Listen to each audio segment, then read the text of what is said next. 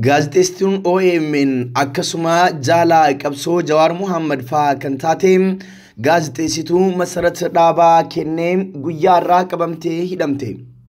Itoophiyaan ji'a lamaan itti aanan keessa talaallii COVID-19 miliyoona 9 ol alaa galchuuf karoorfatte. Dubartiin Awurooppaatti umriin ragaan guyyaa dhaloota isaanii 117 kabajuun dura COVID-19 qabamanii turan COVID-19 irraa bayyinatan odeeffannoowwan sadiin kana gama keessan dhiyeessina. Daawwattoota fi hordoftoota keenyaa kabajamoo tamsaasni keenya idilee guyyaa guyyaan eejjamirraa isiniif darbu bifa salphaa ta'een akka isin bira gahuuf warroonni YouTube channel keenyaa subscribe godhin YouTube channel keenyaa subscribe godhadhaa jechaa amma kallattiimaan gara odeeffannoo guyyaa irraa qabadhee dhufeetti isin ceesisa. Namoota yeroo ammaa sochii qabsoo biyya keessatti gaggeessan keessa gaazexeessituu Masarat Dhaabaa nama tokkodha. Keessumaayyuu sochiin Oromoo Yellow Movement qindeessuu irratti gaazexeessituun OMN aadde Masarat Dhaabaa qooda ol'aanaa kan gumaachaa turtee fi qabsicha adda durummaadhaan kan hoogganaa turtedha. Masarat yeroo gara yerootti sochiiwwan taasifamu hunda keessatti Jawaar Mohaammed faana bu'uudhaan nama isaan hordofe keessaa nama ijoodha. Akkasuma Masarat Dhaabaa biyya san keessa taa'uudhaan sochii karaa sooshaal miidiyaatiin Oromoon godhu irratti bifa aktiivistiitiin ergaawwan dabarsuu fi waan saba isiitiif hin tolle mormuudhaan beekamti. Wantoota garagaraa kan gochaa turte gaazexeessituu Masarat Dhaabaa guyyaa kaleessaa immoo karaa marsaa miidiyaa hawaasaatiin giifti duree aadde Zinaash Taayyaachoo qeequun beekamti mul'atte.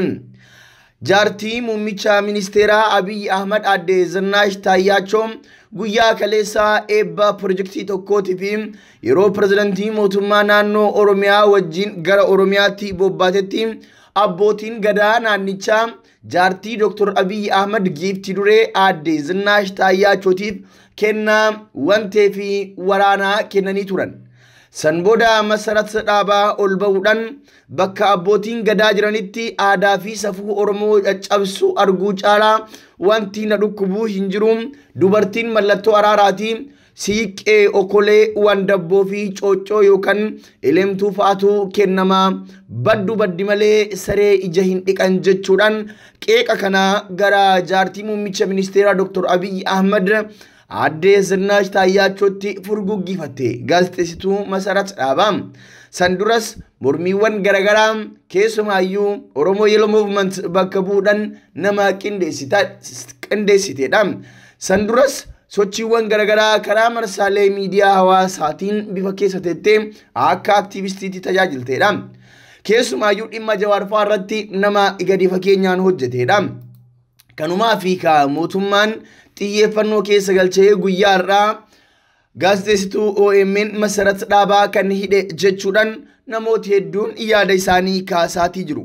Akka gabaasa OMN itti mootu gaazexeessituu Masarat Dhaabaa ganama irraa mana jireenya ishiitii tika mootummaatiin qabamu abbaan warraa ishee OMN itti hime jechuudhaan OMN gabaase. Amajjii 19 bara 2013 dhaddacha himatamtoota galmee obbo Jawaar Mohaammed jalatti argamanii hordofuuf namoota uffata keelloo sababa uffataniif dhaqaniif hidhamanii turan keessaa tokko kan taate gaazexeessituu Masarat Dhaabaa namoota kan biroo waliin hidhamtee wajjin mana murtiitti dhiyaattee wabii qarshii 700,000tiin hiikamuun ishee ni yaadatama. Ergasiyaas gaazexeessituu Masarat Dhaabaa nagumaan maatii ijoollee ishee waliin jiraachaa akka turte kan himu abbaan warraa isii ganama guyyaa har'aa jechuunis gurraandhala 3 bara 2013 tika mootummaa uffata siviilii uffataniin mana jireenya isaatiis keessaa qabamuu dubbata abbaan manaa yookaan jaarsi Masarat. Ergasiyaas gaazexeessituu Masarat Dhaabaa nagumaan maatii fi ijoollee ishii irraa wajjin kan jiraataa turte siviloonni dhufanii ganamarraa akka fuudhan kan nutti himu abbaan warraa ishii ganamaan mooraa nuti kireeffannee gallu humnaan bansiisanii erga seenanii booda mana keenya rurrukutuun balballi akkuma banameen hayyama tokko malee akka nama shiftaa qabuutti meeshaa diddiriifatanii mana keessa bakka bakka qabatanii ijoollee fi hojjettuun mana baay'ee rifatanii turanis battala sana maal akka ta'aa jiru yoo gaafannu masarat akka barbaadamtu nutti himan anaaf ishee fuudhanii deeman kan jedhu abbaan warraa ishii kun masarat dhaabaa ajajaa mana murtii akka qabamtuuf isitti ba'ee san gaafattus deebii addaa akka hin argatiin himan. Gaazexeessituu masarat dhaabaa dhaabbata dhuunfaa beeksisaaf miidiyaa siinan jedhamu kan qabdu yoo ta'u waltajjiilee gurguddaa gargaarsa geggeessuun beekamti. Masarat dhaabaa yeroo ammaa kana Finfinnee naannoo hayya heelutti jedhamuun beekamutti kan argamu buufata poolisii kaarramarraa jedhamutti hidhamtee jiraachuus kan himu abbaan warraa isii kun erga achi dhaqabanii yeroo isaa biraa hiikanitti maaliif akka isii qaban waajjirri poolisii san gaafatee deebii hin arganne. Kan isin danqisiisu komishiniin poolisii Oromiyaa ta'uu fi sichi sanii achi akka isii fudhatan dhaga'uus dubbata. Sababa qabamuu haadha warraa isaa gaafatamee deebii inni kennes isa kana. Haati warraa kiyyaa hidhamtoota siyaasaa Oromoof sagalee taate malee balleessaa raawwattee hin qabdu. Hidhamtoota siyaasaa warra duraan hidhame nuuf hiikuu osoo jennu kan biraa itti dabaluun furmaata waarawaa fiduu hin danda'u jechuun hime. Uummatni Oromoo salphina mana dhuunfaa keenyatti adeemaa jiru jalaa ooluuf tokkummaan falmachuu qaba jechuun dhaamsas dabarfatee jechuudhaan gabaasaa kana kan qindeesse OMN dha. Gama biraatiin Itoophiyaan ji'a lamaan itti aanan keessa talaallii COVID-19 miliyoona 9 alaa galchuuf karoorfatte. Itoophiyaan ji'a lamaan dhufan keessa talaallii COVID-19 miliyoona 9 biyya alaatii galchuuf hojjechaa akka jirtu Ministeerri Fayyaa Dr. Liyaa Taaddasaa himan. Ibsaa kibxataa kaleessaa kennameen kan kana dubbatan Dr. Liyaan talaalliin kun akkuma biyyaa galeen dursii kan kennamuuf lammiilee carraan isaanii koronaa vaayirasiin saaxilamuu ol aanaa ta'aniif jedhan. Haaluma kanaan ogeessota fayyaa, hojjettoota fayyaa hawaasaa warreen tajaajila geejjibaa hawaasaa irratti bobba'anii fi dursi ni kennama jedhan. Akka Dr. Liyaan jedhanitti gareen akka biyyaatti hundeeffame kanniinsa to'annoon talaallii akka si'aayina qabaatu taasisa.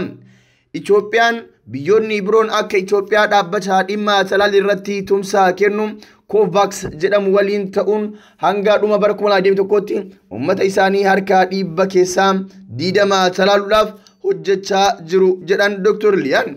Itoophiyaanonnis talaallii kana kan gara biyyaatti galchitu gara COVAX akka ta'e himteeti jirti. COVAX dhaabbata biyyoota dinagdeen isaanii dadhabanii giddugaleessa ta'aniif talaallii dhiyeessuudhaan kaayyeffate yoo ta'u dhaabbata fayyaa addunyaa fi dhaabbilee fayyaa idil addunyaa kan hundeeffamedha. Biyyoonni Afrikaa hundi isaanii karaa dhaabbata kanaa fudhachuuf jiru kan jedhu ammoo karaa dhaabbata kanaa talaalliin kun hayyama argatee yoo mirkanaa'een booda Afrikaan talaallii miliyoona 220 argatti.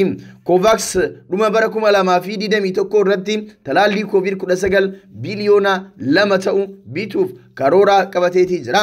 Afrikaan tajaajila COVID-19 biyyoota ardii keessa jiraniif raabsamu yeroodhaan doozii miliyoona 270 karaa gamtaa Afrikaa argachuun ishee ibsameetii jira. Talaalliin argame hundi ammoo bara kana keessa hojiirra akka oolu pirezidaantiin Afrikaa kibbaa Cyril Ramaphosa waadaa galanii turan.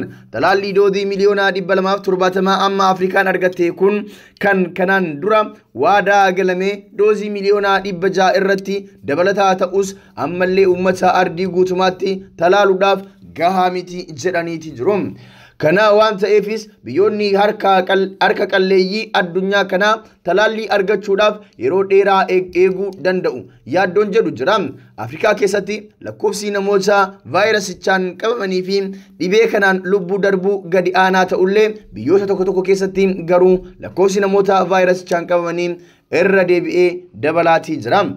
Egaan daawwattoota fi hordoftoota keenyaa kabajamoo odeeffannoowwan ammaaf qabannee isiniif dhiyaannee kanuma odeeffannoo itti aanu mootuu odeeffannoo itti aanu keessatti kan isiniif kurfeessinu ta'a. Daawwattoota fi hordoftoota keenyaa kabajamoo odeeffannoo biraatiin deebinee hanga wal garuutti turtii gaarii isiniif haa taatu. Waliif International Cargo ilmaan Oromoo biyya Ijiptii fi guutuu addunyaa keessa jirtan hundi keessumaayyuu kanneen biyyoota Arabaa keessa jiraattan barbaree, daa'ima, dhadhaa, faaya aadaa fi meeshaalee gosa barbaadanii biyyarraa fidachuu fi gara biyyaa erguu yoo barbaaddan haalli mijataan jiraachuu aaga isin dhageessifna. Waliif International Cargoon tajaajila amanamaa fi qulqullina qabuun gatii madaalawaa taheen meeshaa gosa barbaadanii guyyoota 3 hanga 7 keessatti biyya keessanitti hanga maatii keessanii deemee maatii keessan biraan isiniif dhaqqabsiisa. Maarree koottaa irraa fayyadama.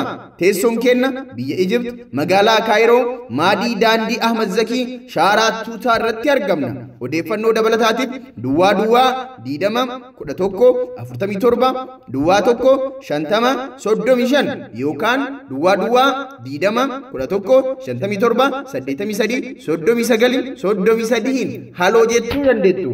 Waliif International Cargo.